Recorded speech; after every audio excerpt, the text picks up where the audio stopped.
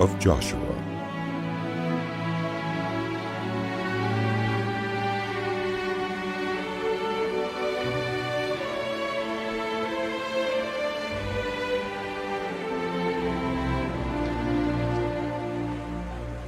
After the death of Moses, the servant of the Lord said to Joshua, son of Nun, Moses' aide, Moses, my servant, is dead. Now then, you and all these people get ready to cross the Jordan River into the land I am about to give to them, to the Israelites. I will give you every place where you set your foot, as I promised Moses. Your territory will extend from the desert to Lebanon, and from the great river, the Euphrates, all the Hittite country to the Mediterranean Sea in the west. No one will be able to stand against you all the days of your life. As I was with Moses, so I will be with you. I will never leave you nor forsake you. Be strong and courageous, because you will lead these people to inherit the land I swore to their ancestors to give them. Be strong and very courageous. Be careful to obey all the law my servant Moses gave you. Do not turn from it to the right or to the left, that you may be successful wherever you go.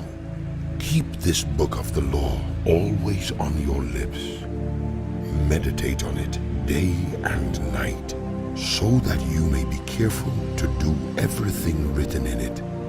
Then you will be prosperous and successful. Have I not commanded you? Be strong and courageous. Do not be afraid. Do not be discouraged, for the Lord your God will be with you wherever you go. So Joshua ordered the officers of the people, Go through the camp and tell the people, get your provisions ready.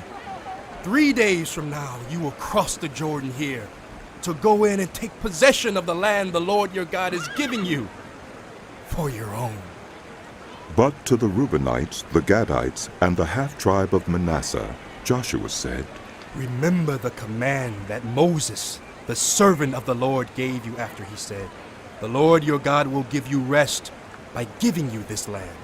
Your wives, your children, and your livestock may stay in the land that Moses gave you east of the Jordan, but all your fighting men, ready for battle, must cross over ahead of the other Israelites.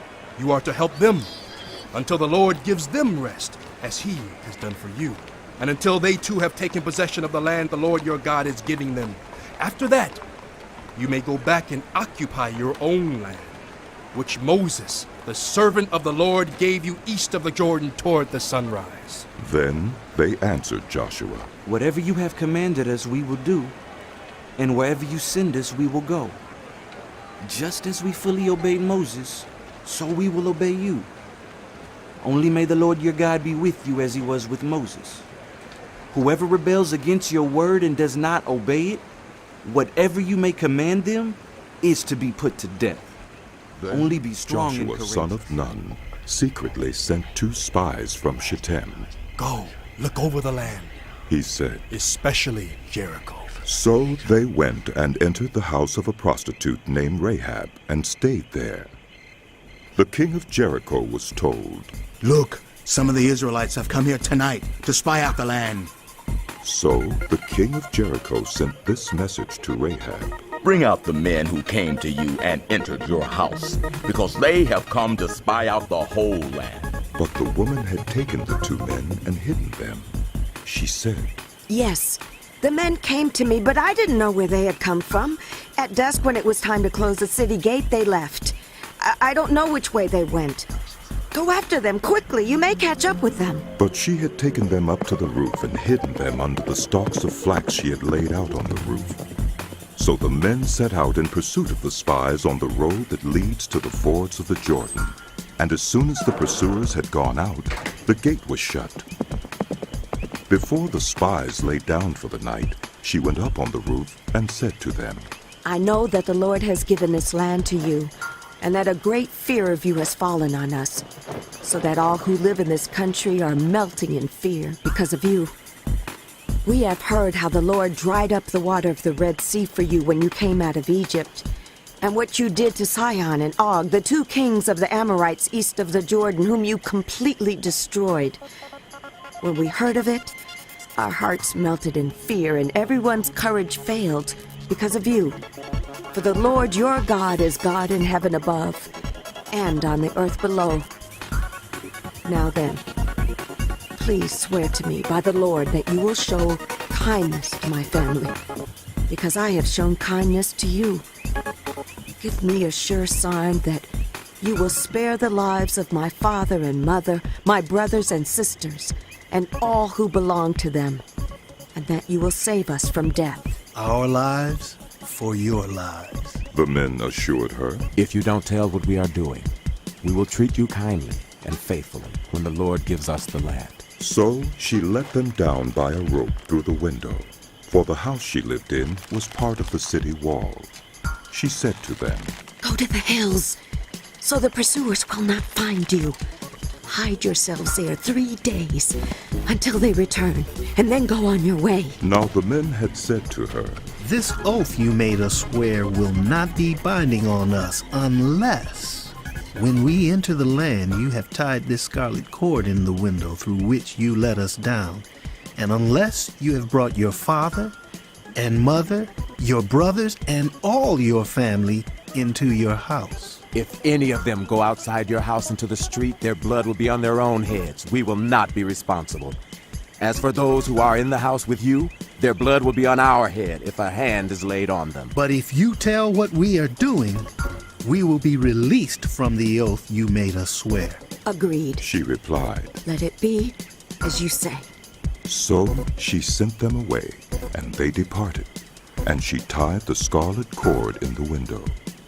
When they left, they went into the hills and stayed there 3 days, until the pursuers had searched all along the road and returned without finding them.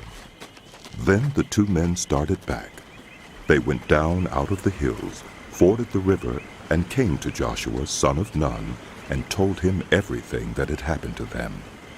They said to Joshua, The Lord has surely given the whole land into our hands. All the people are melting in fear. Joshua and all the Israelites set out from Shittim and went to the Jordan, where they camped before crossing over.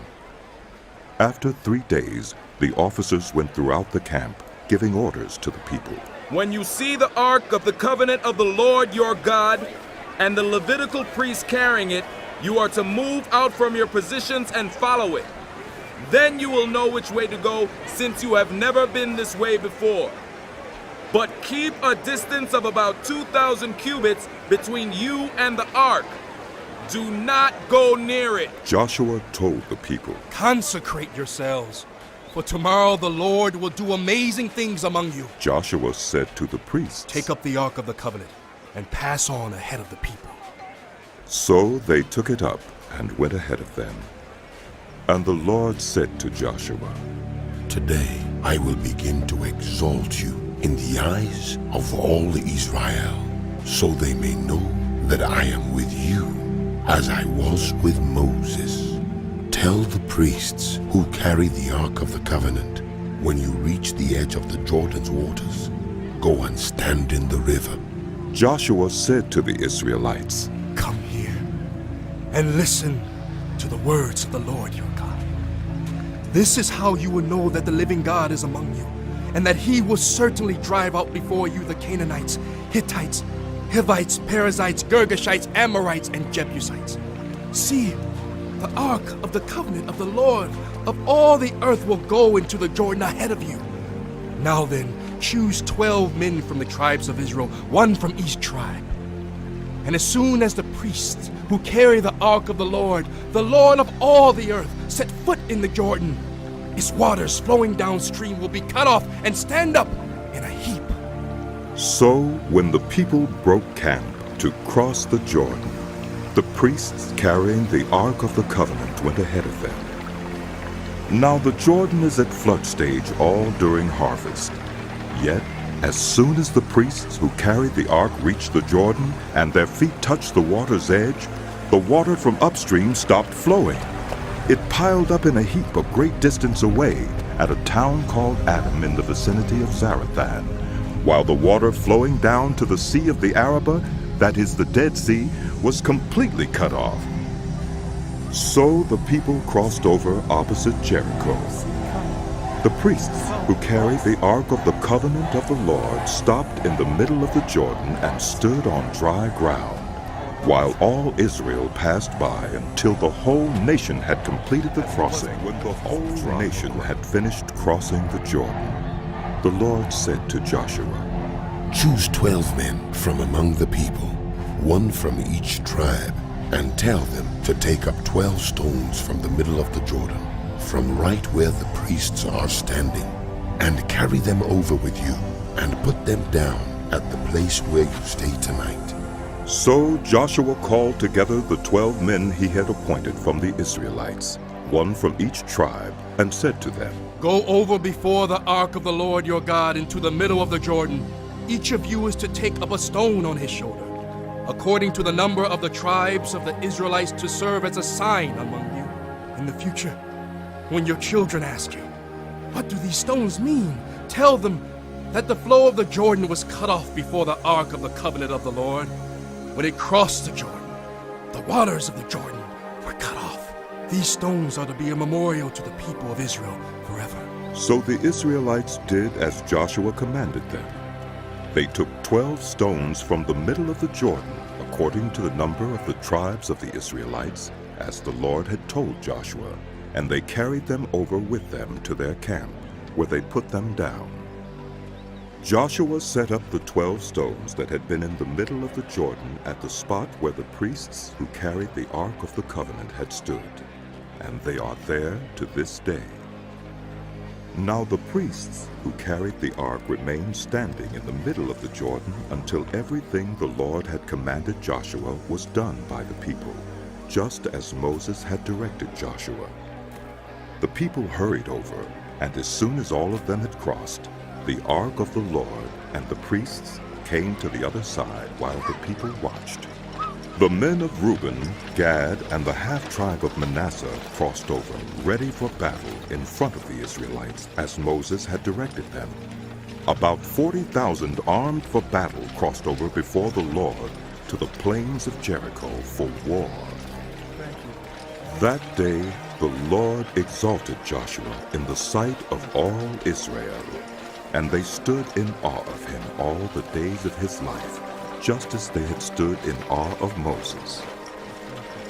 Then the Lord said to Joshua, Command the priests carrying the Ark of the Covenant Law to come up out of the Jordan. So Joshua commanded the priests, Come up out of the Jordan. and the priests came up out of the river, carrying the Ark of the Covenant of the Lord. No sooner had they set their feet on the dry ground than the waters of the Jordan returned to their place and ran at flood stage as before. On the 10th day of the first month, the people went up from the Jordan and camped at Gilgal on the eastern border of Jericho. And Joshua set up at Gilgal the 12 stones they had taken out of the Jordan. He said to the Israelites, In the future, when your descendants ask their parents, What do these stones mean? Tell them, Israel crossed the Jordan on dry ground, for the Lord your God dried up the Jordan before you until you had crossed over. The Lord your God did to the Jordan what he had done to the Red Sea when he dried it up before us until we had crossed over. He did this so that all the peoples of the earth might know that the hand of the Lord is powerful, and so that you might always fear the Lord. Now when all the Amorite kings west of the Jordan and all the Canaanite kings along the coast heard how the Lord had dried up the Jordan before the Israelites until they had crossed over, their hearts melted in fear, and they no longer had the courage to face the Israelites. At that time the Lord said to Joshua, Make flint knives and circumcise the Israelites again. So Joshua made flint knives and circumcised the Israelites at Gibeath Haaraloth. Now this is why he did so. All those who came out of Egypt, all the men of military age died in the wilderness on the way after leaving Egypt. All the people that came out had been circumcised, but all the people born in the wilderness during the journey from Egypt had not. The Israelites had moved about in the wilderness 40 years until all the men who were of military age when they left Egypt had died, since they had not obeyed the Lord. For the Lord had sworn to them that they would not see the land that he had solemnly promised their ancestors to give us, a land flowing with milk and honey. So he raised up their sons in their place, and these were the ones Joshua circumcised. They were still uncircumcised because they had not been circumcised on the way. And after the whole nation had been circumcised, they remained where they were in camp until they were healed. Then the Lord said to Joshua, Today I have rolled away the reproach of Egypt from you. So the place has been called Gilgal to this day. On the evening of the 14th day of the month, while camped at Gilgal on the plains of Jericho, the Israelites celebrated the Passover. The day after the Passover, that very day, they ate some of the produce of the land, unleavened bread and roasted grain.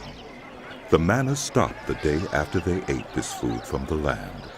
There was no longer any manna for the Israelites, but that year they ate of the produce of Canaan. Now when Joshua was near Jericho, he looked up and saw a man standing in front of him with a drawn sword in his hand. Joshua went up to him and asked, Are you for us or for our enemies? Neither. He replied, But as commander of the army of the Lord, I have now come. My God. Then Joshua fell face down to the ground in reverence and asked him, What message does my Lord have for his servant? The commander of the Lord's army replied, Take off your sandals, for the place where you are standing is holy. Now the gates of Jericho were securely barred because of the Israelites. No one went out and no one came in. Then the Lord said to Joshua, See, I have delivered Jericho into your hands, along with its king and its fighting men. March around the city once with all the armed men. Do this for 6 days.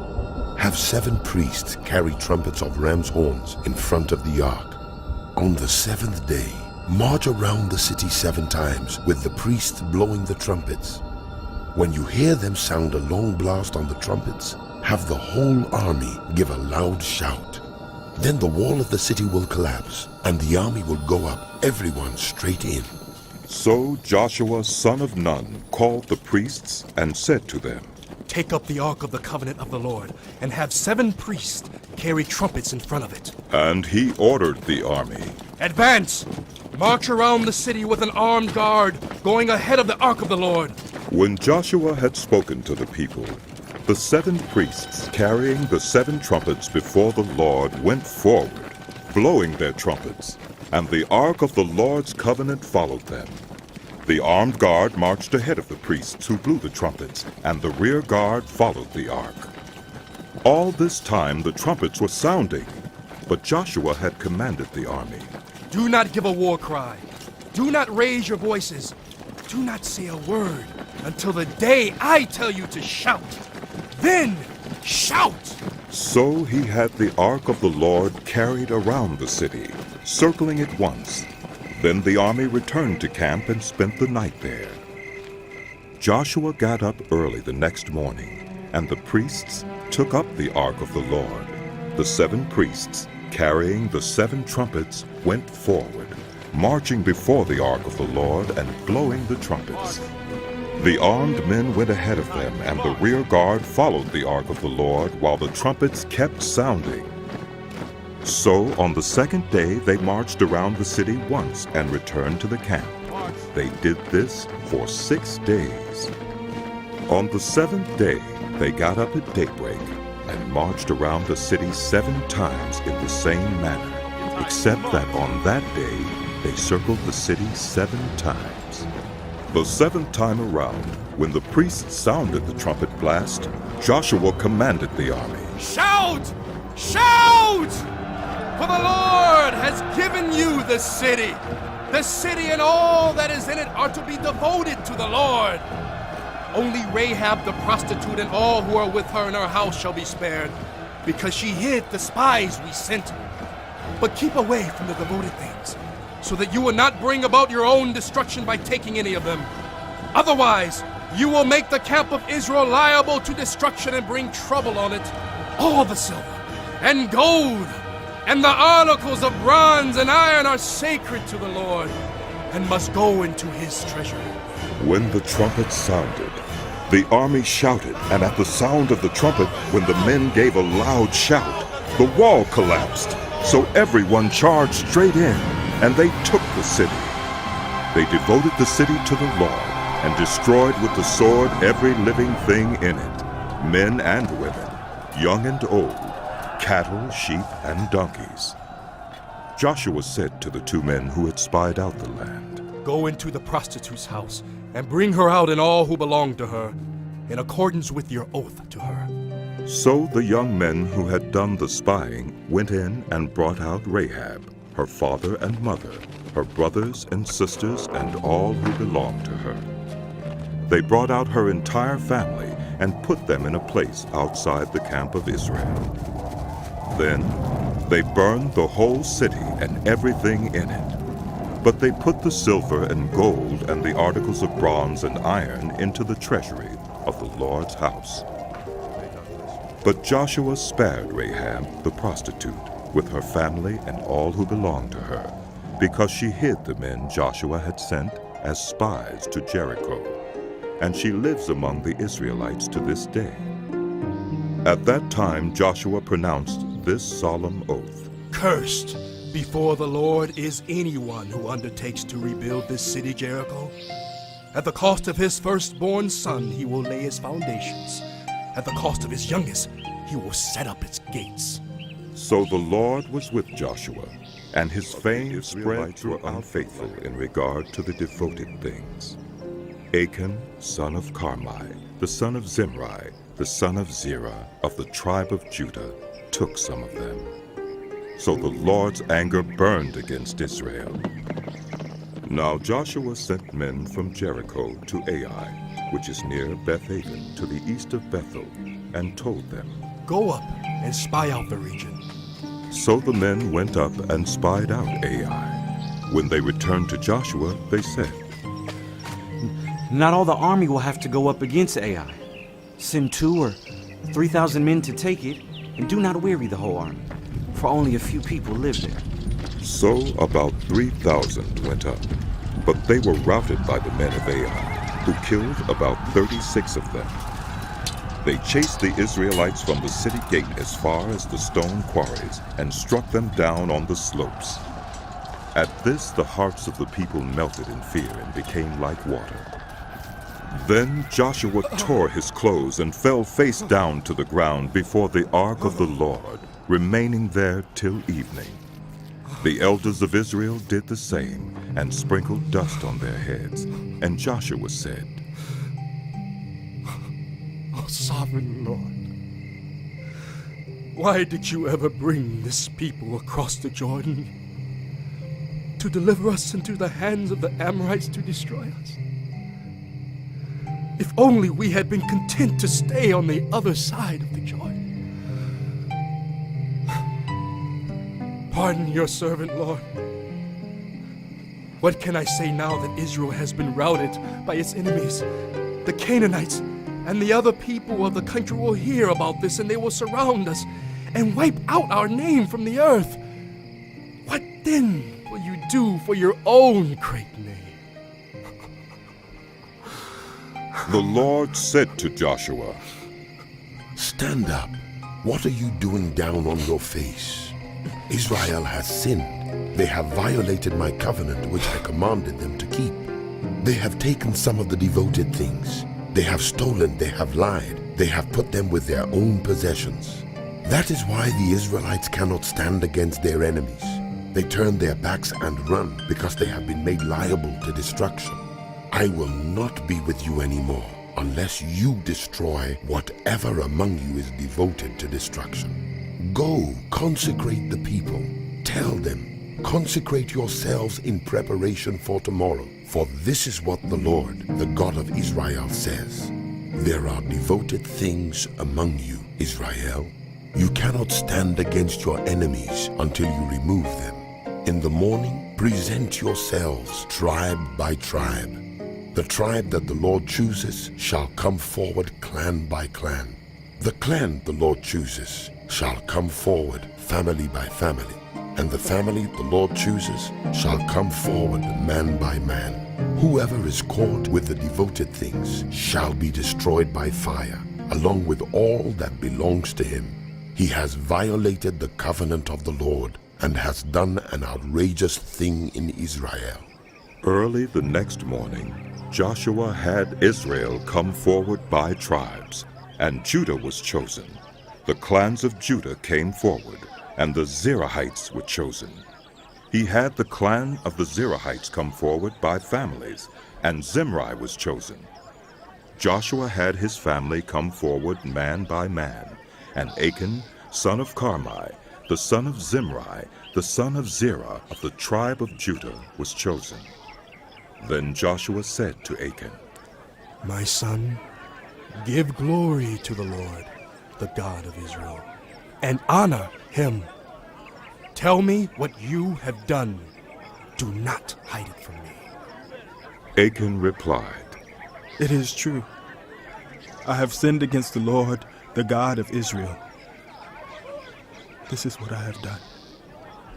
When I saw in the plunder a beautiful robe from Babylonia, 200 shekels of silver and a bar of gold weighing 50 shekels, I coveted them and took them. They are hidden in the ground inside my tent with the silver underneath. So Joshua sent messengers, and they ran to the tent, and there it was, hidden in his tent with the silver underneath. They took the things from the tent, brought them to Joshua and all the Israelites, and spread them out before the Lord. Then Joshua, together with all Israel, took Achan, son of Zerah, the silver, the robe, the gold bar, his sons and daughters, his cattle, donkeys, and sheep, his tent, and all that he had, to the valley of Achor. Joshua said, Why have you brought this trouble on us? The Lord will bring trouble on you today. Then all Israel stoned him, and after they had stoned the rest, they burned them. Over Achan they heaped up a large pile of rocks, which remains to this day. Then the Lord turned from his fierce anger. Therefore that place has been called the Valley of Achor ever since. The book of Joshua continued.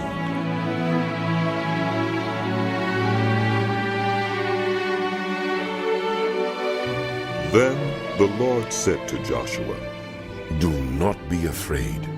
Do not be discouraged. Take the whole army with you and go up and attack Ai, for I have delivered into your hands the king of Ai, his people, his city, and his land. You shall do to Ai and its king as you did to Jericho and its king, except that you may carry off their plunder and livestock for yourselves. Set an ambush behind the city. So Joshua and the whole army moved out to attack Ai. He chose 30,000 of his best fighting men and sent them out at night with these orders. Listen carefully. You are to set an ambush behind the city. Don't go very far from it. All of you, be on the alert. I and all those with me will advance on the city, and when the men come out against us as they did before, we will flee from them. They will pursue us until we have lured them away from the city, for they will say, they are running away from us as they did before. So, when we flee from them, you are to rise up from ambush and take the city. The Lord your God will give it into your hand. When you have taken the city, set it on fire. Do what the Lord has commanded. See to it. You have my orders. Then Joshua sent them off, and they went to the place of ambush and lay in wait between Bethel and Ai, to the west of Ai. But Joshua spent that night with the people. Early the next morning, Joshua mustered his army, and he and the leaders of Israel marched before them to Ai. The entire force that was with him marched up and approached the city and arrived in front of it. They set up camp north of Ai, with the valley between them and the city. Joshua had taken about 5,000 men and set them in ambush between Bethel and Ai, to the west of the city. So the soldiers took up their positions, with the main camp to the north of the city and the ambush to the west of it. That night Joshua went into the valley. When the king of Ai saw this, he and all the men of the city hurried out early in the morning to meet Israel in battle at a certain place overlooking the Arabah. But he did not know that an ambush had been set against him behind the city. Joshua and all Israel let themselves be driven back before them, and they fled toward the wilderness. All the men of Ai were called to pursue them, and they pursued Joshua and were lured away from the city. Not a man remained in Ai or Bethel who did not go after Israel. They left the city open and went in pursuit of Israel. Then the Lord said to Joshua, Hold out toward Ai the javelin that is in your hand, for into your hand I will deliver the city. So Joshua held out toward the city the javelin that was in his hand. As soon as he did this, the men in the ambush rose quickly from their position and rushed forward. They entered the city and captured it and quickly set it on fire. The men of Ai looked back and saw the smoke of the city rising against the sky, but they had no chance to escape in any direction. The Israelites who had been fleeing toward the wilderness had turned back against their pursuers. For when Joshua and all Israel saw that the ambush had taken the city and that smoke was going up from it, they turned around and attacked the men of Ai. Those in the ambush also came out of the city against them, so that they were caught in the middle, with Israelites on both sides. Israel cut them down, leaving them neither survivors nor fugitives. But they took the king of Ai alive and brought him to Joshua. When Israel had finished killing all the men of Ai in the fields and in the wilderness where they had chased them, and when every one of them had been put to the sword, all the Israelites returned to Ai and killed those who were in it.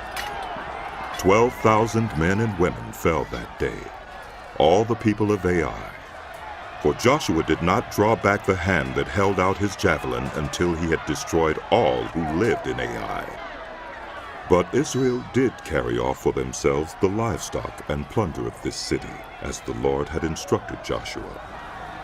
So Joshua burned Ai and made it a permanent heap of ruins, a desolate place to this day.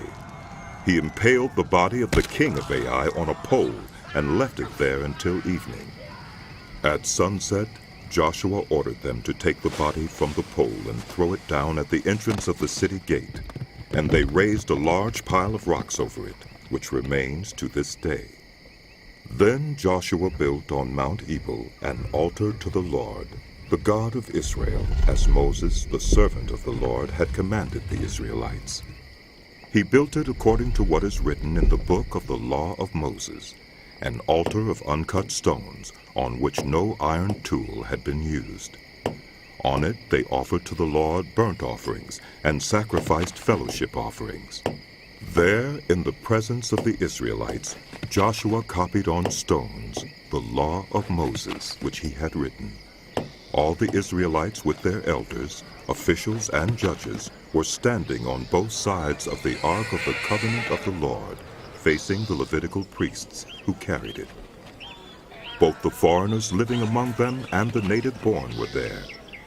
Half of the people stood in front of Mount Gerizim, and half of them in front of Mount Ebal, as Moses, the servant of the Lord, had formerly commanded when he gave instructions to bless the people of Israel. Afterward, Joshua read all the words of the law, the blessings and the curses, just as it is written in the book of the law. There was not a word of all that Moses had commanded that Joshua did not read to the whole assembly of Israel, including the women and children. And the foreigners, the kings west of the Jordan, heard about these things. Those in the hill country, in the western foothills, and along the entire coast of the Mediterranean Sea, as far as Lebanon, the kings of the Hittites, Amorites, Canaanites, Perizzites, Hivites, and Jebusites, they came together to make war against Joshua and Israel. However, when the people of Gibeon heard what Joshua had done to Jericho and Ai, they resorted to a ruse. They went as a delegation whose donkeys were loaded with worn-out sacks and old wineskins, cracked and mended. They put worn and patched sandals on their feet and wore old clothes. All the bread of their food supply was dry and moldy. Then they went to Joshua in the camp at Gilgal and said to him and the Israelites, "We have come from a distant country. Make a treaty with us." The Israelites said to the Hivites, "But perhaps you live near us, so how can we make a treaty with you?" "We are your servants," they said to Joshua. But Joshua asked, "Who are you, and where do you come from?" They answered, "Your servants have come from a very distant country because of the fame of the Lord your God. For we have heard reports of him, all that he did in Egypt, and all that he did to the 2 kings of the Amorites east of the Jordan, Sihon king of Heshbon, and Og king of Bashan, who reigned in Ashtaroth. And our elders and all those living in our country said to us, 'Take provisions for your journey. Go and meet them and say to them, "We are your servants. Make a treaty with us." This bread of ours was warm when we packed it at home on the day we left to come to you, but now see how dry and moldy it is? And these wineskins that we filled were new, but see how cracked they are? And our clothes and sandals are worn out by the very long journey." The Israelites sampled their provisions, but did not inquire of the Lord. Then Joshua made a treaty of peace with them to let them live, and the leaders of the assembly ratified it by oath. 3 days after they made the treaty with the Gibeonites, the Israelites heard that they were neighbors living near them. So the Israelites set out, and on the 3rd day came to their cities, Gibeon, Kephirah, Beeroth, and Kiriath Jearim.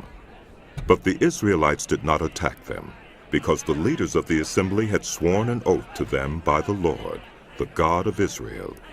The whole assembly grumbled against the leaders, but all the leaders answered, "We have given them our oath by the Lord, the God of Israel, and we cannot touch them now.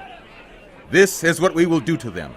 We will let them live, so that God's wrath will not fall on us for breaking the oath we swore to them." They continued, "Let them live, but let them be woodcutters and water carriers for the entire community."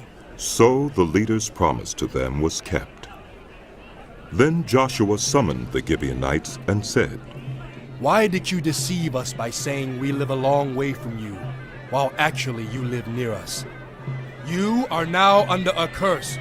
You will never cease to serve as woodcutters and water carriers for the house of my God." They answered Joshua, "Your servants were clearly told how the Lord your God had commanded his servant Moses to give you the whole land and to wipe out all its inhabitants from before you. So we feared for our lives because of you, and that is why we did this. We are now in your hands. Do to us whatever seems good and right to you." So Joshua saved them from the Israelites, and they did not kill them. That day he made the Gibeonites woodcutters and water carriers for the community and for the altar of the Lord at the place the Lord would choose.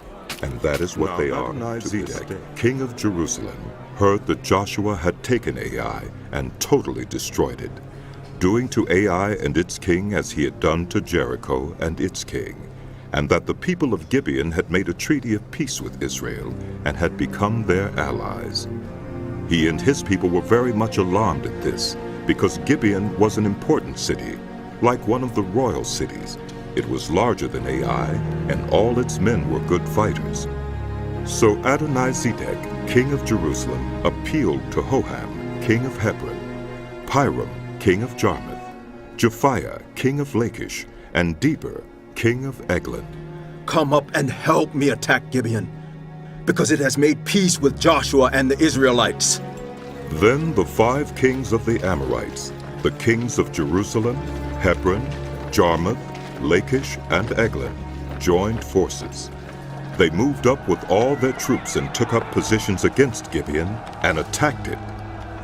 The Gibeonites then sent word to Joshua in the camp at Gilgal. Do not abandon your servants.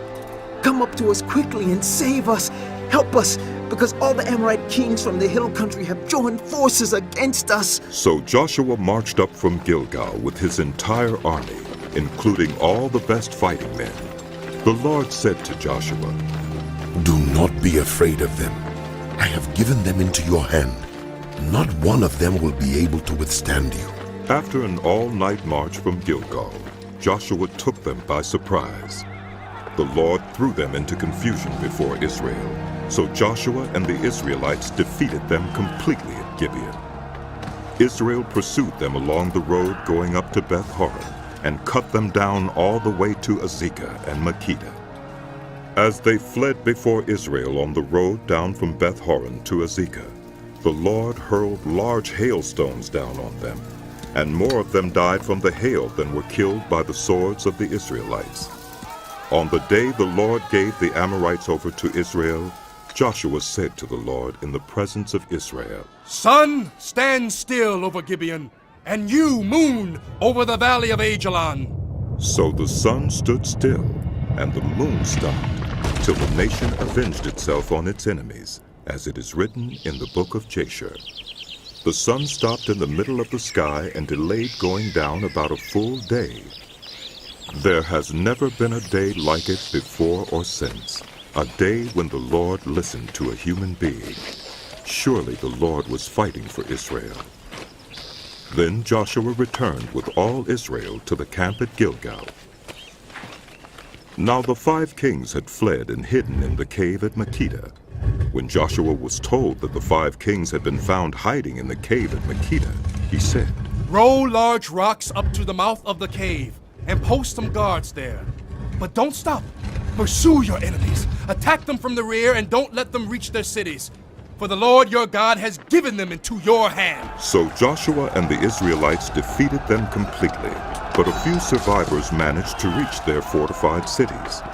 The whole army then returned safely to Joshua in the camp at Makkedah, and no one uttered a word against the Israelites. Joshua said, Open the mouth of the cave and bring those 5 kings out to me. So they brought the 5 kings out of the cave, the kings of Jerusalem, Hebron, Jarmuth, Lachish, and Eglon. When they had brought these kings to Joshua, he summoned all the men of Israel and said to the army commanders who had come with him, Come here and put your feet on the necks of these kings. So they came forward and placed their feet on their necks. Joshua said to them, Do not be afraid. Do not be discouraged. Be strong and courageous. This is what the Lord will do to all the enemies you are going to fight. Then Joshua put the kings to death and exposed their bodies on 5 poles, and they were left hanging on the poles until evening. At sunset, Joshua gave the order, and they took them down from the poles and threw them into the cave where they had been hiding. At the mouth of the cave, they placed large rocks, which are there to this day. That day, Joshua took Makkedah. He put the city and its king to the sword and totally destroyed everyone in it. He left no survivors, and he did to the king of Makkedah as he had done to the king of Jericho. Then Joshua and all Israel with him moved on from Makkedah to Libnah and attacked it. The Lord also gave that city and its king into Israel's hand. The city and everyone in it Joshua put to the sword.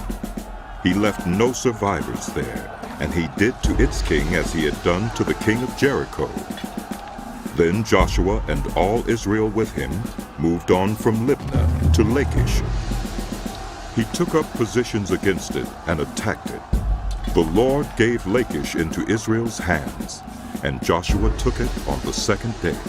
The city and everyone in it he put to the sword, just as he had done to Libnah. Meanwhile, Horam, king of Gezer, had come up to help Lachish, but Joshua defeated him and his army until no survivors were left. Then Joshua and all Israel with him moved on from Lachish to Eglon. They took up positions against it and attacked it. They captured it that same day and put it to the sword and totally destroyed everyone in it, just as they had done to Lachish. Then Joshua and all Israel with him went up from Eglon to Hebron and attacked it. They took the city and put it to the sword, together with its king, its villages, and everyone in it. They left no survivors, just as at Eglon. They totally destroyed it and everyone in it. Then Joshua and all Israel with him turned around and attacked Debir. They took the city, its king and its villages, and put them to the sword. Everyone in it they totally destroyed. They left no survivors. They did to Debir and its king as they had done to Libnah and its king, and to Hebron. So Joshua subdued the whole region, including the hill country, the Negev, the western foothills, and the mountain slopes, together with all their kings. He left no survivors. He totally destroyed all who breathed, just as the Lord, the God of Israel, had commanded. Joshua subdued them from Kadesh Barnea to Gaza, and from the whole region of Goshen to Gibeon. All these kings and their lands Joshua conquered in one campaign, because the Lord, the God of Israel, fought for Israel. Then Joshua returned with all Israel to the camp at Gilgal.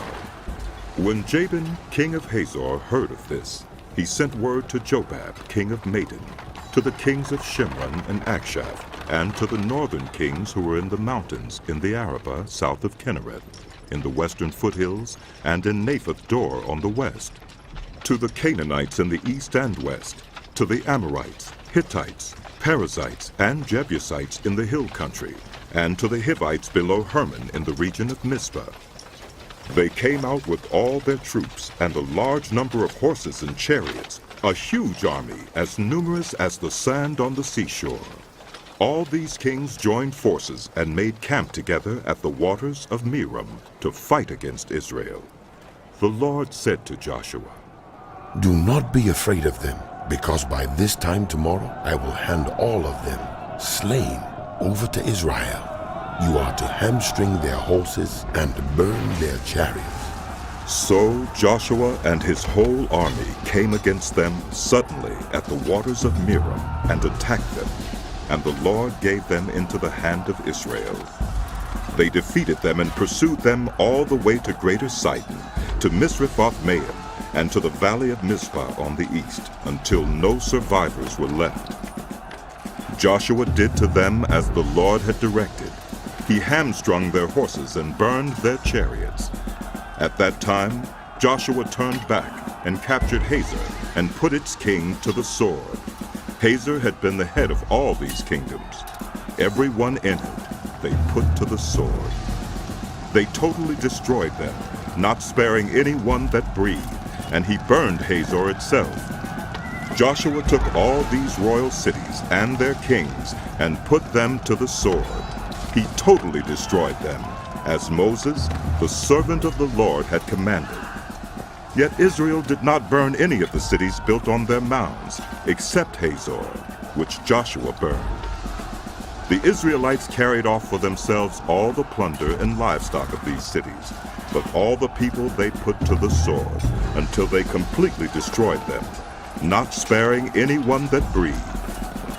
As the Lord commanded his servant Moses, so Moses commanded Joshua, and Joshua did it. He left nothing undone of all that the Lord commanded Moses. So Joshua took this entire land, the hill country, all the Negev, the whole region of Goshen, the western foothills, the Arabah, and the mountains of Israel with their foothills, from Mount Halak, which rises toward Seor, to Baal Gad in the valley of Lebanon below Mount Hermon. He captured all their kings and put them to death. Joshua waged war against all these kings for a long time, except for the Hivites living in Gibeon. Not one city made a treaty of peace with the Israelites, who took them all in battle. For it was the Lord himself who hardened their hearts to wage war against Israel, so that he might destroy them totally, exterminating them without mercy as the Lord had commanded Moses. At that time Joshua went and destroyed the Anakites from the hill country, from Hebron, Debir, and Anab, from all the hill country of Judah, and from all the hill country of Israel. Joshua totally destroyed them and their towns. No Anakites were left in Israelite territory. Only in Gaza, Gath, and Ashdod did any survive. So Joshua took the entire land, just as the Lord had directed Moses, and he gave it as an inheritance to Israel, according to their tribal divisions. Then the land had rest. These are the kings of the land whom the Israelites had defeated, and whose territory they took over east of the Jordan, from the Arnon Gorge to Mount Hermon, including all the eastern side of the Arabah. Sihon, king of the Amorites, who reigned in Heshbon. He ruled from Aurora on the rim of the Arnon Gorge, from the middle of the gorge to the Jabbok River, which is the border of the Ammonites. This included half of Gilead. He also ruled over the eastern Arabah from the Sea of Galilee to the Sea of the Arabah, that is, the Dead Sea, to Beth Jeshimoth, and then southward below the slopes of Pisgah. And the territory of Og, king of Bashan, one of the last of the Rephaites who reigned in Ashtaroth and Edrei. He ruled over Mount Hermon, Saluka, all of Bashan to the border of the people of Gesher and Meucah, and half of Gilead to the border of Sihon, king of Heshbon. Moses, the servant of the Lord, and the Israelites conquered them. And Moses, the servant of the Lord, gave their land to the Reubenites, the Gadites, and the half-tribe of Manasseh to be their possession. These are the kings of the land that Joshua and the Israelites conquered on the west side of the Jordan, from Baal Gad in the valley of Lebanon to Mount Halak, which rises toward Seir. Their lands Joshua gave as an inheritance to the tribes of Israel according to their tribal divisions: the hill country, the western foothills, the Arabah, the mountain slopes, the wilderness and the Negev, the lands of the Hittites, Amorites, Canaanites, Perizzites, Hivites, and Jebusites. The king of Jericho, 1. The king of Ai, near Bethel, 1. The king of Jerusalem, 1. The king of Hebron, 1. The king of Jarmuth, 1. The king of Lachish, 1. The king of Eglon, 1. The king of Gezer, 1. The king of Deber, 1. The king of Geder, 1. The king of Hormah, 1. The king of Arad, 1. The king of Libnah, 1. The king of Adullam, 1. The king of Makkedah, 1. The king of Bethel, 1. The king of Tappuah, 1. The king of Hepher, 1. The king of Aphek, 1. The king of Lasharon, 1. The king of Madon, 1. The king of Hazor, 1. The king of Shimron-Meron, 1. The king of Akshaph, 1. The king of Taanach, 1. The king of Megiddo, 1. The king of Kedesh, 1. The king of Jokneam in Carmel, 1. The king of Dor in Naphath Dor, 1. The king of Goyim in Gilgal, 1. The king of Tirzah, 1. 31 kings in all. When Joshua had grown old, the Lord said to him, "You are now very old, and there are still very large areas of land to be taken over. This is the land that remains, all the regions of the Philistines and Geshurites, from the Shihor River on the east of Egypt to the territory of Ekron on the north. All of it counted as Canaanite, though held by the 5 Philistine rulers in Gaza, Ashdod, Ashkelon, Gath, and Ekron, the territory of the Avites on the south, all the land of the Canaanites, from Era of the Sidonians as far as Aphek, and the border of the Amorites, the area of Byblos, and all Lebanon to the east, from Baal Gad below Mount Hermon to Lebo Hamath. As for all the inhabitants of the mountain regions from Lebanon to Mizraphoth-Maim, that is, all the Sidonians, I myself will drive them out before the Israelites. Be sure to to allocate this land to Israel for an inheritance, as I have instructed you, and divide it as an inheritance among the 9 tribes, and half of the tribe of Manasseh. The other half of Manasseh, the Reubenites and the Gadites, had received the inheritance that Moses had given them east of the Jordan, as he, the servant of the Lord, had assigned it to them. It extended from Aurora on the rim of the Arnon Gorge, and from the town in the middle of the gorge, and included the whole plateau of Medeba as far as Dibon, and all the towns of Sihon, king of the Amorites, who ruled in Heshbon, out to the border of the Ammonites. It also included Gilead, the territory of the people of Geshur and Maacah, all of Mount Hermon and all Bashan as far as Salucah, that is, the whole kingdom of Og in Bashan, who had reigned in Ashtaroth and Edrei. He was the last of the Rephaites. Moses had defeated them and taken over their land, but the Israelites did not drive out the people of Geshur and Maacah, so they continued to live among the Israelites to this day. But to the tribe of Levi he gave no inheritance, since the food offerings presented to the Lord, the God of Israel, are their inheritance as he promised them. This is what Moses had given to the tribe of Reuben, according to its clans. The territory from Aurora on the rim of the Arnon Gorge, and from the town in the middle of the gorge and the whole plateau past Medeba to Heshbon, and all its towns on the plateau, including Dibon, Bamoth Baal, Beth Baal Meah, Jahaz, Kedemoth, Mephaeth, Kiriathaim, Sibmah, Zereth Shahar on the hill in the valley, Beth Peor, the slopes of Pisgah, and Beth Jeshimoth, all the towns on the plateau and the entire realm of Sihon, king of the Amorites, who ruled at Heshbon. Moses had defeated him and the Midianite chiefs, Evi, Rekem, Zur, Hur, and Reba, princes allied with Sihon who lived in that country. In addition to those slain in battle, the Israelites had put to the sword Balaam, son of Beor, who practiced divination. The boundary of the Reubenites was the bank of the Jordan. These towns and their villages were the inheritance of the Reubenites, according to their clans. This is what Moses had given to the tribe of Gad, according to its clans. The territory of Jazer, all the towns of Gilead, and half the Ammonite country as far as Aurora, near Rabbah, and from Heshbon to Ramoth Mizpah and Betonim, and from Mehunaim to the territory of Debir, and in the valley, Beth Haram, Beth Nimrah, Succoth and Zaphon, with the rest of the realm of Sihon, king of Heshbon, the east side of the Jordan, the territory up to the end of the Sea of Galilee. These towns and their villages were the inheritance of the Gadites, according to their clans. This is what Moses had given to the half-tribe of Manasseh, that is, to half the family of the descendants of Manasseh, according to its clans. The territory extending from Mehunaim and including all of Bashan, the entire realm of Og, king of Bashan, all the settlements of Jair in Bashan, 60 towns, half of Gilead, and Ashtaroth and Edrei, the royal cities of Og in Bashan. This was for the descendants of Machir, son of Manasseh, for half of the sons of Machir, according to their clans. This is the inheritance Moses had given when he was in the plains of Moab, across the Jordan east of Jericho.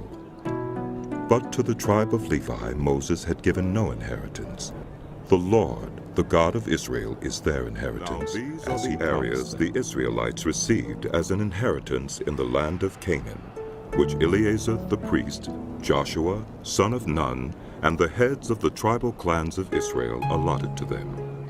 Their inheritances were assigned by lot to the 9.5 tribes, as the Lord had commanded through Moses.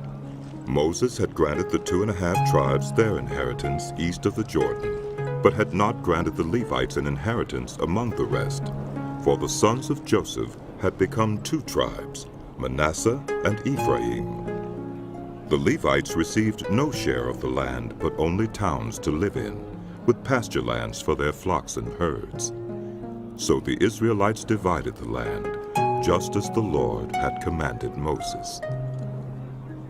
Now the people of Judah approached Joshua at Gilgal, and Caleb, son of Jephunneh the Kenizzite, said to him, You know what the Lord said to Moses, the man of God at Kadesh Barnea, about you and me?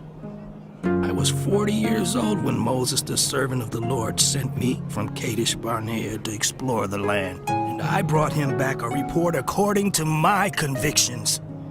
But the others who went up with me made the hearts of the people melt in fear. I, however, followed the Lord my God wholeheartedly.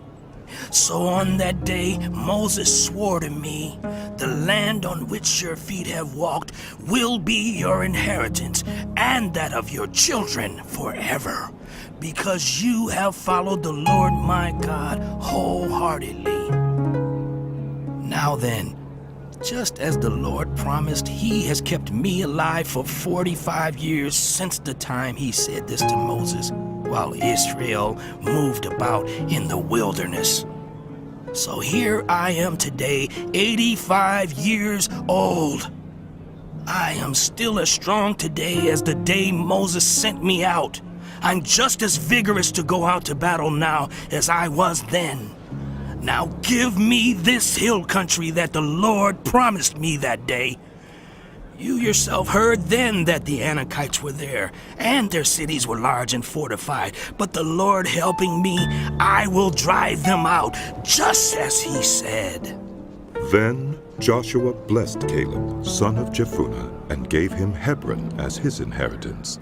So Hebron has belonged to Caleb, son of Jephunneh the Kenizzite, ever since, because he followed the Lord, the God of Israel, wholeheartedly. Hebron used to be called Kiriath Arba, after Arba, who was the greatest man among the Anakites. Then the land had for the tribe of Judah, according to its clans, extended down to the territory of Edom, to the desert of Zin in the extreme south. Their southern boundary started from the bay at the southern end of the Dead Sea, crossed south of Scorpion Pass, continued on to Zin, and went over to the south of Kadesh Barnea. Then it ran past Hezron, up to Adar, and curved around to Karka. It then passed along to Asmon, and joined the Wadi of Egypt, ending at the Mediterranean Sea. This is their southern boundary. The eastern boundary is the Dead Sea, as far as the mouth of the Jordan. The northern boundary started from the bay of the sea at the mouth of the Jordan, went up to Beth Hoglah, and continued north of Beth Arabah to the stone of Bohan, son of Reuben. The boundary then went up to Debir from the valley of Achor, and turned north to Gilgal, which faces the pass at Udummim, south of the gorge. It continued along to the waters of En-Shemesh, and came out at En-Rogel. Then it ran up the valley of Ben-Hinnom, along the southern slope of the Jebusite city, that is, Jerusalem. From there it climbed to the top of the hill west of the Hinnom Valley, at the northern end of the valley of Rephaim. From the hilltop the boundary headed toward the spring of the waters of Nephtoah, came out at the towns of Mount Ephron, and went down toward Baalah, that is, Kiriath Jearim. Then it curved westward from Baalah to Mount Seir, ran along the northern slope of Mount Jearim, that is, Kesalon, continued down to Beth Shemesh, and crossed to Timnah. It went to the northern slope of Ekron, turned toward Shikkeron, passed along to Mount Baalah, and reached Jabneel. The boundary ended at the sea. The western boundary is the coastline of the Mediterranean Sea. These are the boundaries around the people of Judah by their clans. In accordance with the Lord's command to him, Joshua gave to Caleb, son of Jephunneh, a portion in Judah, Kiriath Arba, that is, Hebron. Arba was the ancestor of Anak. From Hebron, Caleb drove out the three Anakites, Sheshai, Uhiman, and Talmai, the sons of Anak. From there he marched against the people living in Debir, formerly called Kiriath Sepher. And Caleb said, I will give my daughter Achsah in marriage to the man who attacks and captures Kiriath Sepher. Othniel, son of Kenaz, Caleb's brother, took it. So Caleb gave his daughter Achsah to him in marriage.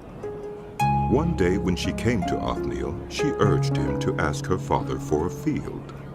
When she got off her donkey, Caleb asked her, "What can I do for you?" She replied, "Do me a special favor. Since you have given me land in the Negev, give me also springs of water." So Caleb gave her the upper and lower springs. This is the inheritance of the tribe of Judah according to its clans. The southernmost towns of the tribe of Judah in the Negev toward the boundary of Edom were Kebzeel, Eder, Jager, Kinah, Dimonah, Adudah, Kedesh, Hazer, Ithnan, Ziph, Telem, Bealoth, Hazer Hadattah, Kiriath Hezron, that is, Hazor, Amam, Shema, Moladah, Hazer Gaddah, Heshmon, Beth Pelet, Hazer Shaul, Beersheba, Biziothiah, Baalah, Ayim, Ezem, El-Tolad, Kisel, Hormah, Ziklag, Madmannah, Sansannah, Libaoth, Shillim, Ain, and Rimmon, a total of 29 towns and their villages. In the western foothills, Eshtaol, Zorah, Ashna, Zanoah, Engannim, Tapua, Enam, Jarmuth, Udullam, Soka, Uzika, Shauraim, Adithaim, and Gedera, or Gederathaim, 14 towns and their villages. Zenan, Hadassah, Migdal Gad, Dilian, Mizpah, Joktheel, Lachish, Bozkath, Eglon, Caban, Lamas, Kitlish, Gederoth, Beth Dagon, Naamah, and Makkedah, 16 towns and their villages. Libnah, Ether, Ashan, Iftah, Ashna, Nezib, Keilah, Achzib, and Marisha, 9 towns and their villages. Ekron, with its surrounding settlements and villages west of Ekron, all that were in the vicinity of Ashdod, together with their villages. Ashdod, its surrounding settlements and villages, and Gaza, its settlements and villages, as far as the Wadi of Egypt and the coastline of the Mediterranean Sea. In the hill country, Shemer, Jatter, Soko, Dana, Kiriath Sana, that is, Deber, Anab, Eshtemoa, Anim, Goshen, Holon, and Gilo, 11 towns and their villages. Arab, Duma, Eshan, Janim, Beth Tapua, Uphekah, Humptah, Kiriath Arba, that is, Hebron, and Zior, 9 towns and their villages. Maon, Carmel, Ziph, Juttah, Jezreel, Jokdeam, Zanoah, Cain, Gibeah, and Timnah, 10 towns and their villages. Halhol, Beth Zur, Gedor, Mearath, Beth Anath, and Eltekon, 6 towns and their villages.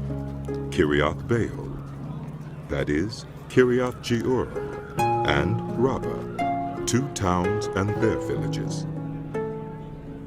In the wilderness, Beth Arabah, Middin, Sekaka, Nipshan, the city of salt, and En-Gedi, 6 towns and their villages.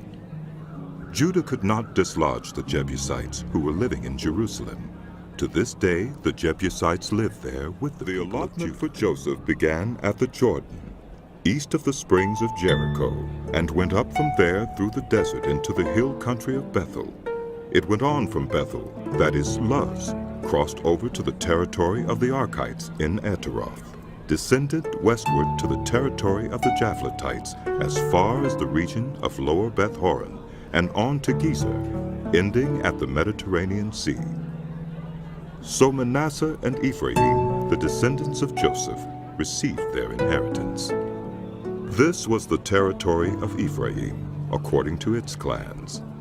The boundary of their inheritance went from Ataroth Adar in the east to Upper Beth Horon and continued to the Mediterranean Sea. From Mikmethath on the north it curved eastward to Taanath Shiloh, passing by it to Genoa on the east. Then it went down from Genoa to Ataroth and Naarah, touched Jericho, and came out at the Jordan. From Tapua, the border went west to the Kana Ravine and ended at the Mediterranean Sea. This was the inheritance of the tribe of the Ephraimites, according to its clans. It also included all the towns and their villages that were set aside for the Ephraimites within the inheritance of the Manassites. They did not dislodge the Canaanites living in Gezer. To this day, the Canaanites live among the people of Ephraim, but are required allotment for the tribe of Manasseh as Joseph's firstborn, that is, for Machir, Manasseh's firstborn. Machir was the ancestor of the Gileadites, who had received Gilead and Bashan, because the Machirites were great soldiers. So this allotment was for the rest of the people of Manasseh, the clans of Abiezer, Helek, Asriel, Shechem, Hepher, and Shemida. These are the other male descendants of Manasseh, son of Joseph, by their clans. Now Zelophehad, son of Hepher, the son of Gilead, the son of Machir, the son of Manasseh, had no sons, but only daughters, whose names were Mahlah, Noah, Hoglah, Milcah, and Tirzah. They went to Eleazar the priest, Joshua son of Nun, and the leaders, and said, "The Lord commanded Moses to give us an inheritance among our relatives." So Joshua gave them an inheritance along with the brothers of their father, according to the Lord's command. Manasseh's share consisted of 10 tracts of land besides Gilead and Bashan east of the Jordan, because the daughters of the tribe of Manasseh received an inheritance among the sons. The land of Gilead belonged to the rest of the descendants of Manasseh. The territory of Manasseh extended from Asher to Mikmethath, east of Shechem. The boundary ran southward from there to include the people living at En-Tapua. Manasseh had the land of Tapua, but Tapua itself on the boundary of Manasseh belonged to the Ephraimites. Then the boundary continued south to the Kana Ravine. There were towns belonging to Ephraim lying among the towns of Manasseh, but the boundary of Manasseh was the northern side of the ravine and ended at the Mediterranean Sea. On the south, the land belonged to Ephraim, on the north, to Manasseh. The territory of Manasseh reached the Mediterranean Sea and bordered Asher on the north and Issachar on the east. Within Issachar and Asher, Manasseh also had Beth-shan, Ibleam, and the people of Dor, Endor, Teonak, and Megiddo, together with their surrounding settlements. The third in the list is Naphath. Yet the Manassites were not able to occupy these towns, for the Canaanites were determined to live in that region. However, when the Israelites grew stronger, they subjected the Canaanites to forced labor, but did not drive them out completely. The people of Joseph said to Joshua, "Why have you given us only one allotment and one portion for an inheritance? We are a numerous people, and the Lord has blessed us abundantly." "If you are so numerous," Joshua answered, "and if the hill country of Ephraim is too small for you, go up into the forest and clear land for yourselves there in the land of the Perizzites and Rephaites." The people of Joseph replied, "The hill country is not enough for us, and all the Canaanites who live in the plain have chariots fitted with iron, both those in Bethshan and its settlements, and those in the valley of Jezreel." But Joshua said to the house of Joseph, to Ephraim and Manasseh, You are numerous and very powerful. You will have not only one allotment, but the forested hill country as well. Clear it, and its farthest limits will be yours. Though the Canaanites have chariots fitted with iron, and though they are strong. Assembly of the Israelites gathered at Shiloh and set up the tent of meeting there. The country was brought under their control, but there were still 7 Israelite tribes who had not yet received their inheritance. So Joshua said to the Israelites, How long will you wait before you begin to take possession of the land that the Lord, the God of your ancestors, has given you? Appoint 3 men from each tribe. I will send them out to make a survey of the land and to write a description of it, according to the inheritance of each. Then they will return to me. You are to divide the land into 7 parts. Judah is to remain in his territory on the south, and the house of Joseph in his territory on the north. After you have written descriptions of the 7 parts of the land, bring them here to me, and I will cast lots for you in the presence of the Lord our God. The Levites, however, do not get a portion among you, because the priestly service of the Lord is their inheritance. And Gad, Reuben, and the half-tribe of Manasseh have already received their inheritance on the east side of the Jordan. Moses, the servant of the Lord, gave it to them. As the men started on their way to map out the land, Joshua instructed them, Go and make a survey of the land and write a description of it. Then return to me, and I will cast lots for you here at Shiloh, in the presence of the Lord. So they left and went through the land. They wrote its description on a scroll, town by town, in 7 parts, and returned to Joshua in the camp at Shiloh. Joshua then cast lots for them in Shiloh in the presence of the Lord, and there he distributed the land to the Israelites according to their tribal divisions. The first lot came up for the tribe of Benjamin according to its clans. Their allotted territory lay between the tribes of Judah and Joseph. On the north side, their boundary began at the Jordan, passed the northern slope of Jericho, and headed west into the hill country, coming out at the wilderness of Beth-aven. From there it crossed to the south slope of Luz, that is, Bethel, and went down to Ataroth-Adar, on the hill south of lower Beth-horon. From the hill facing Beth-horon on the south, the boundary turned south along the western side and came out at Kiriath-Baal, that is, Kiriath-Jearim, a town of the people of Judah. This was the western side. The southern side began at the outskirts of Kiriath-Jearim on the west, and the boundary came out at the spring of the waters of Nephtoah. The boundary went down to the foot of the hill, facing the valley of Ben Hinnom, north of the valley of Rephaim. It continued down the Hinnom Valley along the southern slope of the Jebusite city, and so to En-Rogel. It then curved north, went to En-Shemesh, continued to Goliloth, which faces the pass of Adummim, and ran down to the stone of Bohan, son of Reuben. It continued to the northern slope of Beth-Arabah, and on down into the Arabah. It then went to the northern slope of Beth-Hoglah, and came out at the northern bay of the Dead Sea, at the mouth of the Jordan in the south. This was the southern boundary. The Jordan formed the boundary on the eastern side. These were the boundaries that marked out the inheritance of the clans of Benjamin on all sides. The tribe of Benjamin, according to its clans, had the following towns: Jericho, Beth-Hoglah, Emek Keziz, Beth-Arabah, Zemaraim, Bethel, Avim, Para, Ophrah, Kephar Ammoni, Ophnai, and Geba, 12 towns and their villages. Gibeon, Ramah, Beeroth, Mizpah, Kephirah, Mozah, Rekem, Irpeel, Taralah, Zelah, Haelef, the Jebusite city, that is Jerusalem, Gibeah, and Kiriath, 14 towns and their villages.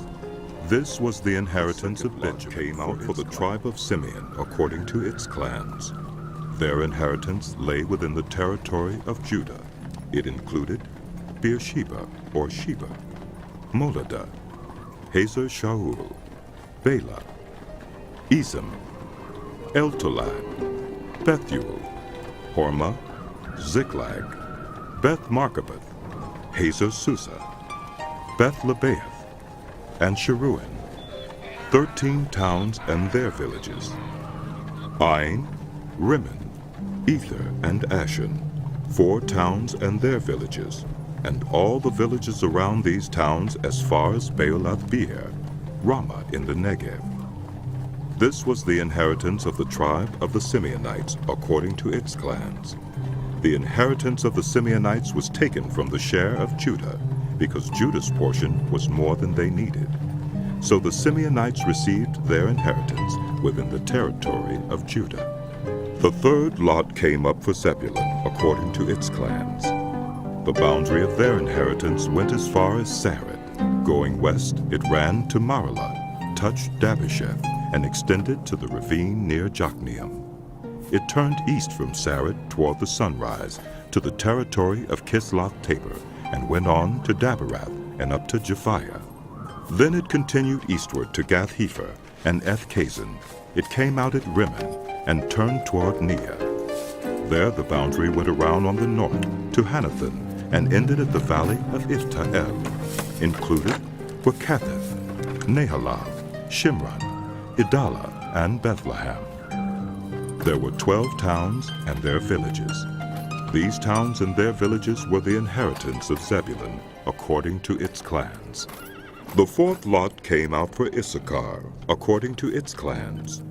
Their territory included Jezreel, Kisaloth, Shunem, Hapharaim, Cheyenne, Unaharath, Rabbith, Kishion, Ebez, Remeth, En-Ganim, En-Haddah, and Beth Pazzez.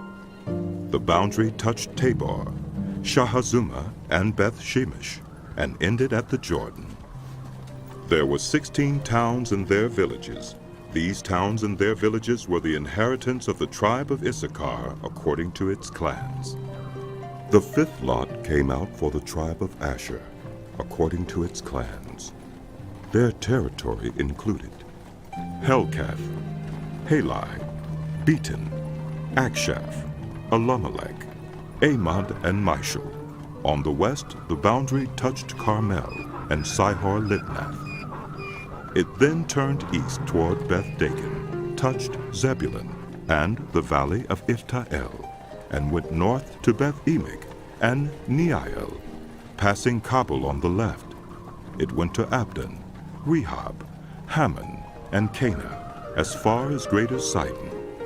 The boundary then turned back toward Ramah and went to the fortified city of Tyre, turned toward Hosah, and came out at the Mediterranean Sea in the region of Achzib, Umah, Aphek, and Rehob. There were 22 towns and their villages. These towns and their villages were the inheritance of the tribe of Asher according to its clans. The sixth lot came out for Naphtali according to its clans. Their boundary went from Heleph and the large tree in Zeunaim, passing Adumai-Nekeb and Jabneel to Lakim and ending at the Jordan. The boundary ran west through Asnath-Tabor and came out at Hukok. It touched Zebulun on the south, Asher on the west, and the Jordan on the east. The fortified towns were Zedib, Zer, Hamath, Raketh, Kinnereth, Adamah, Ramah, Hazor, Kedesh, Edrei, En-Hazor, Iron, Migdal-El, Horem, Beth-Anath, and Beth-Shemesh. There were 19 towns and their villages. These towns and their villages were the inheritance of the tribe of Naphtali according to its clans. The seventh lot came out for the tribe of Dan according to its clans. The territory of their inheritance included Zorah, Eshtaol, Ir-Shemesh, Sheolabin, Ajalon, Ithlah, Elon, Timnah, Ekron, Eltekah, Gibbethon, Beolath, Jehud, Beni-Berak, Gath-Rimmon, Mijarkon, and Rakin, with the area facing Joppa. When the territory of the Danites was lost to them, they went up and attacked Leshem, took it, put it to the sword, and occupied it. They settled in Leshem and named it Dan, after their ancestor. These towns and their villages were the inheritance of the tribe of Dan, according to its clans. When they had finished dividing the land into its allotted portions, the Israelites gave Joshua son of Nun an inheritance among them, as the Lord had commanded. They gave him the town he asked for, Timnath-Serah, in the hill country of Ephraim, and he built up the town and settled there. These are the territories that Eleazar the priest, Joshua son of Nun, and the heads of the tribal clans of Israel assigned by lot at Shiloh in the presence of the Lord at the entrance to the tent of meeting. And so they finished. The Lord said to Joshua, Tell the Israelites to designate the cities of refuge, as I instructed you through Moses, so that anyone who kills a person accidentally and unintentionally may flee there and find protection from the avenger of blood. When they flee to one of these cities, they are to stand in the entrance of the city gate and state their case before the elders of that city. Then the elders are to admit them into their city and give them a place to live with them. If the avenger of blood pursues them, the elders must not surrender the accused, because they killed their neighbor unintentionally and without malice, aforethought. They are to stay in that city until they have stood trial before the assembly, and until the death of the high priest who is serving at that time. Then they may go back to their own home in the town from which they fled. So they set apart Kedesh in Galilee in the hill country of Naphtali, Shechem in the hill country of Ephraim, and Kiriath Arba, that is, Hebron, in the hill country of Judah. East of the Jordan on the other side from Jericho, they designated Bezer in the wilderness on the plateau in the tribe of Reuben, Ramoth in Gilead in the tribe of Gad, and Golan in Bashan in the tribe of Manasseh.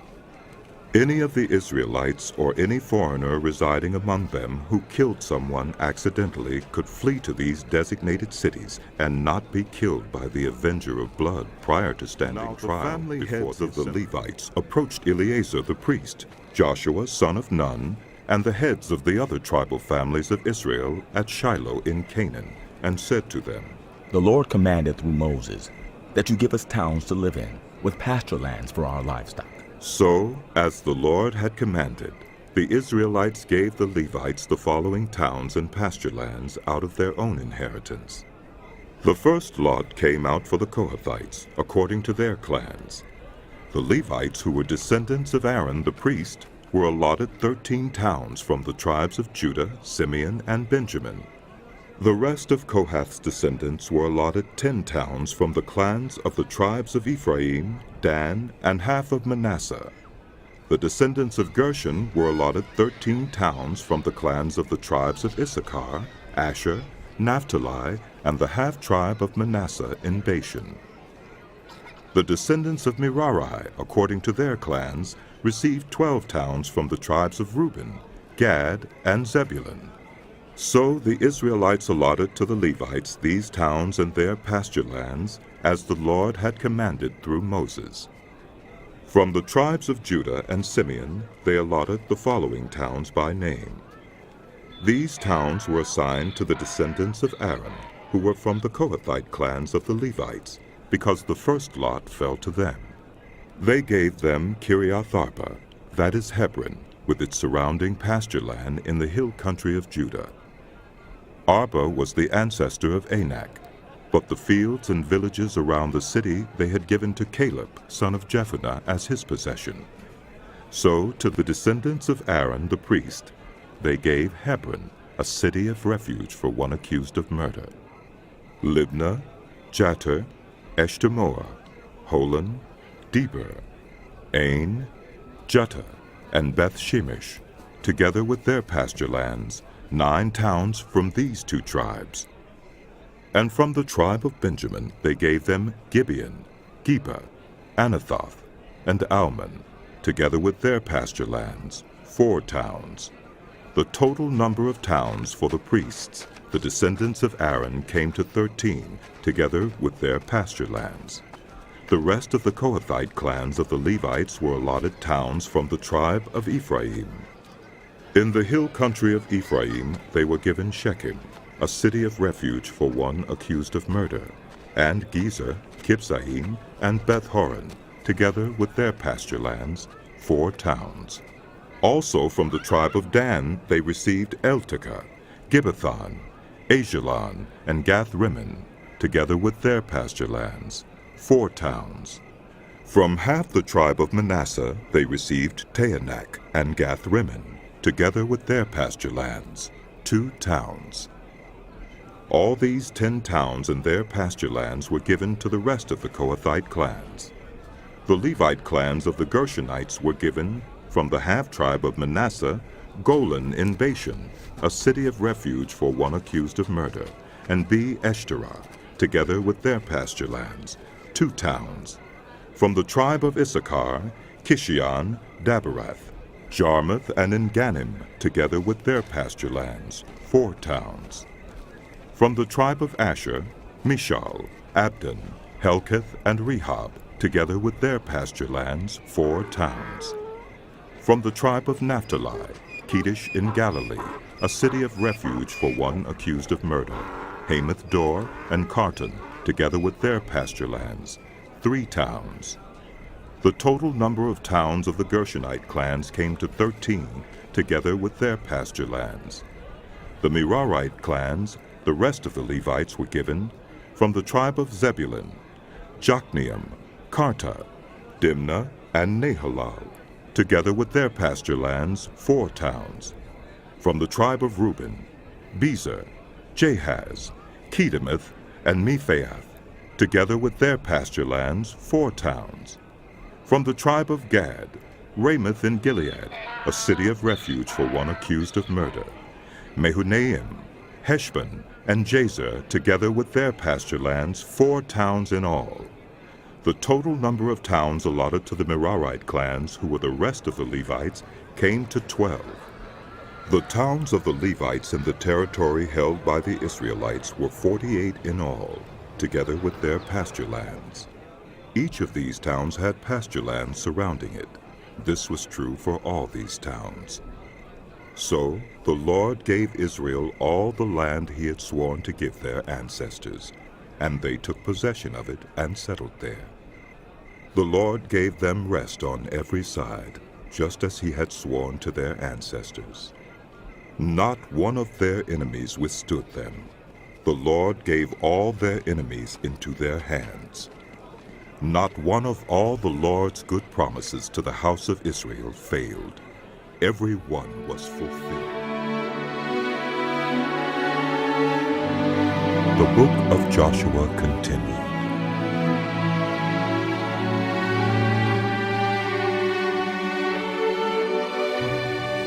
Then Joshua summoned the Reubenites, the Gadites, and the half-tribe of Manasseh, and said to them, You have done all that Moses, the servant of the Lord, commanded, and you have obeyed me in everything I commanded.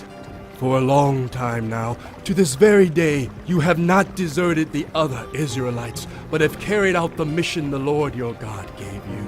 Now that the Lord your God has given them rest, as he promised, return to your homes in the land that Moses, the servant of the Lord, gave you on the other side of the Jordan.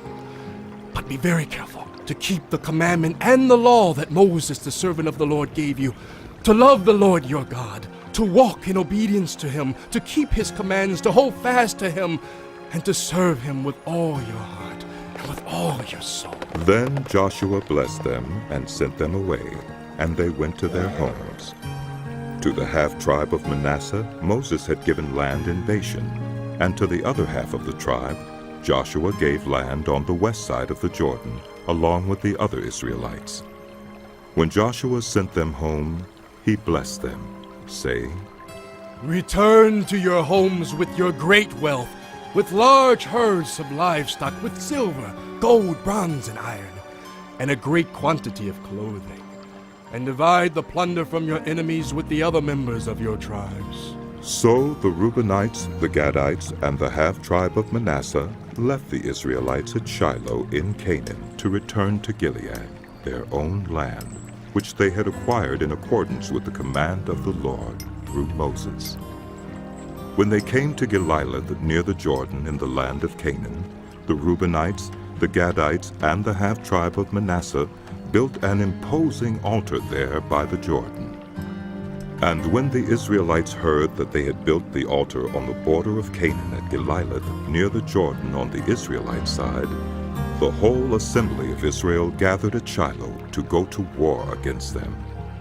So the Israelites sent Phinehas, son of Eleazar, the priest, to the land of Gilead, to Reuben, Gad, and the half-tribe of Manasseh. With him they sent 10 of the chief men, one from each of the tribes of Israel, each the head of a family division among the Israelite clans. When they went to Gilead, to Reuben, Gad, and the half-tribe of Manasseh, they said to them, The whole assembly of the Lord says, how could you break faith with the God of Israel like this? How could you turn away from the Lord and build yourselves an altar in rebellion against him now? Was not the sin of Peor enough for us? Up to this very day, we have not cleansed ourselves from that sin, even though a plague fell on the community of the Lord. And are you turning away from the Lord? If you rebel against the Lord today, tomorrow he will be angry with the whole community of Israel. If the land you possess is defiled, come over to the Lord's land where the Lord's tabernacle stands and share the land with us. But do not rebel against the Lord or against us by building an altar for yourselves other than the altar of the Lord our God. When Achan son of Zerah was unfaithful in regard to the devoted things, did not wrath come on the whole community of Israel? He was not the only one who died for his sin. Then Reuben, Gad, and the half-tribe of Manasseh replied to the heads of the clans of Israel, The mighty one, God the Lord. The mighty one, God the Lord, he knows, and let Israel know. If this has been in rebellion or disobedience to the Lord, do not spare us this day. If we have built our own altar to turn away from the Lord and to offer burnt offerings and grain offerings, or to sacrifice fellowship offerings on it, may the Lord himself call us to account. No. We did it for fear that someday your descendants might say to ours, What do you have to do with the Lord, the God of Israel? The Lord has made the Jordan a boundary between us and you Reubenites and Gadites. You have no share in the Lord, so your descendants might cause ours to stop fearing the Lord. That is why we said, Let us get ready and build an altar, but not for burnt offerings or sacrifices. On the contrary, it is to be a witness between us and you, and the generations that follow, that we will worship the Lord at his sanctuary with our burnt offerings, sacrifices, and fellowship offerings. Then in the future, your descendants will not be able to say to ours, You have no share in the Lord. And we said, If they ever say this to us or to our descendants, we will answer, Look at the replica of the Lord's altar which our people built, not for burnt offerings and sacrifices, but as a witness between us and you. Far be it from us to rebel against the Lord and turn away from him today by building an altar for burnt offerings, grain offerings, and sacrifices, other than the altar of the Lord our God that stands before his tabernacle. When Phinehas the priest and the leaders of the community, the heads of the clans of the Israelites, heard what Reuben, Gad, and Manasseh had to say, they were pleased. And Phinehas, son of Eleazar the priest, said to Reuben, Gad, and Manasseh, Today we know that the Lord is with us, because you have not been unfaithful to the Lord in this matter. Now you have rescued the Israelites from the Lord's hand. Then Phinehas, son of Eleazar the priest, and the leaders returned to Canaan from their meeting with the Reubenites and Gadites in Gilead, and reported to the Israelites. They were glad to hear the report and praised God. And they talked no more about going to war against them to devastate the country where the Reubenites and the Gadites lived. And the Reubenites and the Gadites gave the altar this name, A Witness Between Us, that the long time had passed, and the Lord had given Israel rest from all their enemies around them. Joshua, by then a very old man, summoned all Israel, their elders, leaders, judges, and officials, and said to them, I am very old. You yourselves have seen everything the Lord your God has done to all these nations for your sake. It was the Lord your God who fought for you. Remember how I have allotted as an inheritance for your tribes all the land of the nations that remain, the nations I conquered, between the Jordan and the Mediterranean Sea in the west. The Lord your God himself will push them out for your sake. He will drive them out before you, and you will take possession of their land as the Lord your God promised you. Be very strong. Be careful to obey all that is written in the book of the law of Moses, without turning aside to the right or to the left. Do not associate with these nations that remain among you. Do not invoke the names of their gods or swear by them. You must not serve them or bow down to them, but you are to hold fast to the Lord your God as you have until now. The Lord has driven out before you great and powerful nations. To this day, no one has been able to withstand you. One of you routs 1,000 because the Lord your God fights for you, just as he promised. So be very careful to love the Lord your God. But if you turn away and ally yourselves with the survivors of these nations that remain among you, and if you intermarry with them and associate with them, then you may be sure that the Lord your God will no longer drive out these nations before you. Instead, they will become snares and traps for you, whips on your backs and thorns in your eyes, until you perish from this good land which the Lord your God has given you. Now, I am about to go the way of all the earth. You know with all your heart and soul that not one of all the good promises the Lord your God gave you has failed. Every promise has been fulfilled, not one has failed. But just as all the good things the Lord your God has promised you have come to you, so he will bring on you all the evil things he has threatened, until the Lord your God has destroyed you from this good land he has given you. If you violate the covenant of the Lord your God which he commanded you, and go and serve other gods and bow down to them, the Lord's anger will burn against you, and you will quickly perish from the good land. Then Joshua assembled all the tribes of Israel at Shechem. He summoned the elders, leaders, judges, and officials of Israel, and they presented themselves before God. Joshua said to all the people, This is what the Lord, the God of Israel, says. Long ago, your ancestors, including Terah, the father of Abraham and Nahor, lived beyond the Euphrates River and worshipped other gods. But I took your father Abraham from the land beyond the Euphrates and led him throughout Canaan and gave him many descendants. I gave him Isaac, and to Isaac I gave Jacob and Esau. I assigned the hill country of Seir to Esau, but Jacob and his family went down to Egypt. Then I sent Moses and Aaron, and I afflicted the Egyptians by what I did there, and I brought you out.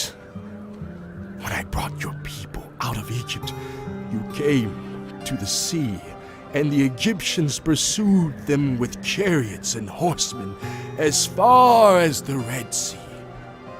But they cried to the Lord for help, and he put darkness between you and the Egyptians. He brought the sea over them and covered them. You saw with your own eyes what I did to the Egyptians. Then you lived in the wilderness for a long time. I brought you to the land of the Amorites, who lived east of the Jordan. They fought against you, but I gave them into your hands. I destroyed them from before you, and you took possession of their land. When Balak, son of Zippor, the king of Moab, prepared to fight against Israel, he sent for Balaam, son of Beor, to put a curse on you. But I would not listen to Balaam, so he blessed you again and again, and I delivered you out of his hand. Then you crossed the Jordan and came to Jericho. The citizens of Jericho fought against you, as did also the Amorites, Perizzites, Canaanites, Hittites, Girgashites, Hivites, and Jebusites. But I gave them into your hands. I sent the hornet ahead of you, which drove them out before you, also the 2 Amorite kings. You did not do it with your own sword and bow, so I gave you a land on which you did not toil, and cities you did not build, and you live in them, and eat from vineyards and olive groves that you did not plant. Now, fear the Lord and serve him with all faithfulness. Throw away the gods your ancestors worshipped beyond the Euphrates River and in Egypt, and serve the Lord. But if serving the Lord seems undesirable to you, then choose for yourselves this day whom you will serve, whether the gods your ancestors served beyond the Euphrates, or the gods of the Amorites in whose land you are living. But as for me and my household, we will serve the Lord. Then the people answered, Far be it from us to forsake the Lord, to serve other gods. It was the Lord our God himself who brought us and our parents up out of Egypt, from that land of slavery, and performed those great signs before our eyes. He protected us on our entire journey and among all the nations through which we traveled. And the Lord drove out before us all the nations, including the Amorites, who lived in the land. We too will serve the Lord, because he is our God. Joshua said to the people, You are not able to serve the Lord. He is a holy God. He is a jealous God. He will not forgive your rebellion and your sins. If you forsake the Lord and serve foreign gods, he will turn and bring disaster on you and make an end of you after he has been good to you. But the people said to Joshua, No, we will serve the Lord. Then Joshua said, You are witnesses against yourselves that you have chosen to serve the Lord. Yes, we are witnesses. Yes. They replied. Now then, said Joshua, throw away the foreign gods that are among you, and yield your hearts to the Lord, the God of Israel. And the people said to Joshua, We will serve the Lord our God and obey him. On that day Joshua made a covenant for the people, and there at Shechem he reaffirmed for them decrees and laws. And Joshua recorded these things in the book of the law of God. Then he took a large stone and set it up there under the oak, near the holy place of the Lord. See, he said to all the people, this stone will be a witness against us. It has heard all the words the Lord has said to us. It will be a witness against you if you are untrue to your Then Joshua dismissed the people, each to their own inheritance.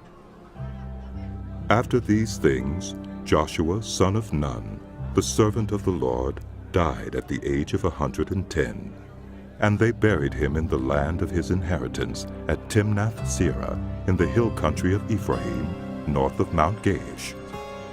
Israel served the Lord throughout the lifetime of Joshua and of the elders who outlived him and who had experienced everything the Lord had done for Israel.